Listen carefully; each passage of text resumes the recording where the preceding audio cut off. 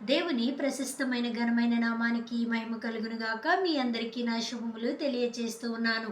ఇశ్రాయేలు 12 గోత్రాలకు సంబంధించి కొన్ని విషయాలను ధ్యానించుకోవడానికి ప్రభు సహాయము అనుగ్రహించారు. దానిలో భాగముగా నిన్నటి దినాన మూడవదిగా లేవి గోత్రాన్ని గురించి కొన్ని మాటలు మనం ధ్యానం చేసుకున్నాం. ఈ దినాన నాలుగవదిగా యూదా గోత్రానికి సంబంధించి కొన్ని మాటలు ధ్యానించడానికి ప్రభు సహాయము అనుగ్రహించారు. దేవునికి వందనాలు తెలియచేస్తూ మీ అందరికీ ఈ వీడియో వీక్షించాల్సిందిగా కోరుతూ ఉన్నాను. ఇక నాలుగవదిగా యూదా యాకోబు లేయాలకు పుట్టినటువంటి 4వ సంతానముగా మనం చూస్తాం. యూదా అనే పేరుకు స్తుతి అని అర్థము. ప్రైజ్ ద లార్డ్, యెహోవాను స్తుతించుట అని అర్థము. యోసేపును అన్నలందరూ కలిపి చంపాలని లేదా ఏదైనా కుట్ర చేస్తూ ఉన్నప్పుడు అమ్మడానికి ఇతను సలహా ఇచ్చాడు, కానీ చంపవద్దని నివారించినట్లుగా మనం చూస్తాం. యూదా ఒక మంచి స్వభావాన్ని కలవాడుగా ఈ సంఘటన మనకు తెలియజేస్తూ ఉంది. యూదా తామారుతో చేసినటువంటి ఆ సంఘటన వల్ల తామారు వీడియోని నేను చేయడం జరిగింది. ఇదివరకే మీకు అనుకూలమైతే ఆ వీడియోను వీక్షించవలసిందిగా తప్పకుండా వీక్షించవలసిందిగా కోరుతూ ఉన్నాను. తామారుతో చేసినటువంటి ఆ సంఘటన వల్ల ఈ వంశము కొనసాగడం మనం చూస్తాం.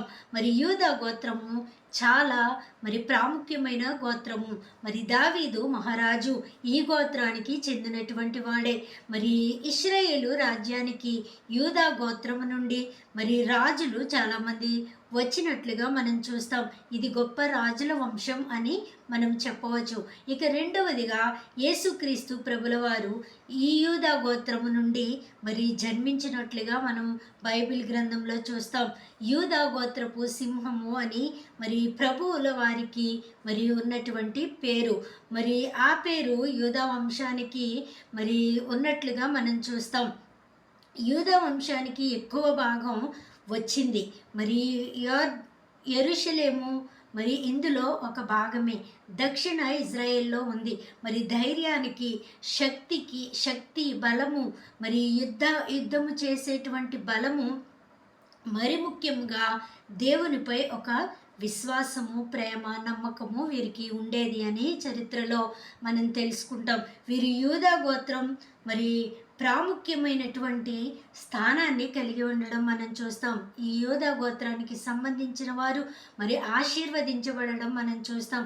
రాజులు వచ్చారు, నాయకులు వచ్చారు, వీరిని దేవుడు బహుగా దీవించినట్లుగా మనం చూస్తాం.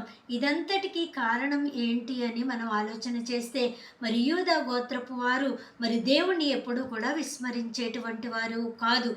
పితరులు అనుసరించినట్లుగా వీరు దేవునికి లోబడినట్లుగా మనం చూస్తాం. మన రక్షకుడైనటువంటి యేసుక్రీస్తు ప్రభుల వారు ఈ వంశము నుండే వచ్చారు. ఇది ఎంతో గొప్ప విషయము.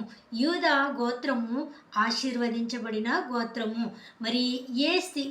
మనము ఎవరమైనా ఏ కులంలో ఉన్నా, ఏ మతంలో ఉన్నా నీవుగా ప్రభు వారికి కావాలి. దేవుణ్ణి నువ్వు విశ్వసించినట్లయితే, దేవుని ప్రేమను నీవు కోరుకున్నట్లయితే, దేవుడు నీ చెంతనే ఉండి నిన్ను కూడా ఆశీర్వదించే దేవుడు అని నేను మీకు తెలియజేస్తూ ఉన్నాను.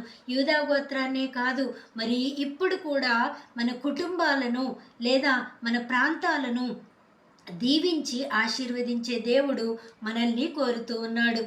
ఎవరైనా ఏదేదో మాట్లాడుతూ ఉన్నా దేవుని మనం విడిచిపెట్టే వారంగా ఉండకూడదు అని ఈ యూదా గోత్రము మనకు తెలియజేస్తూ ఉంది. వారు దేవుని యందు నమ్మిక ఉంచారు, దేవునితో నడిచారు. కాబట్టి యూదా గోత్రము ఇంత ఆశీర్వదింపబడిన గోత్రముగా మనం ఈ దినాన మాట్లాడుకుంటూ ఉన్నాం.